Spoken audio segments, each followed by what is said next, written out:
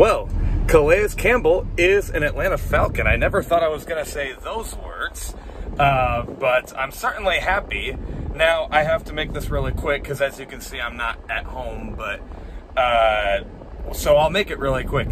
Calais Campbell was always one of my favorite players growing up watching the NFL. He was one of the big reasons I was so devastated that 2015 Cardinals team did not end up winning a Super Bowl.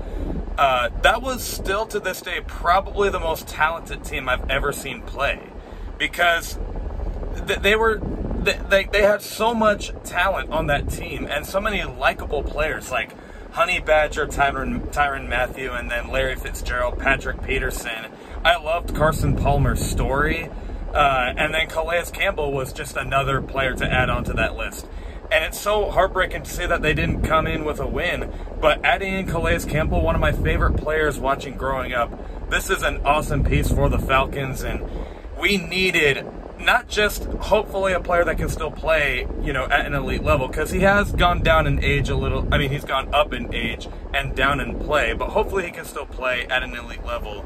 But if anything, we needed a mentor. He was apparently talking to Arthur Blank on the phone about like leadership and accountability and all that stuff. And it's good to see that someone has a strong mindset, and we need that for such a young roster, and especially for a unit in the pass rush.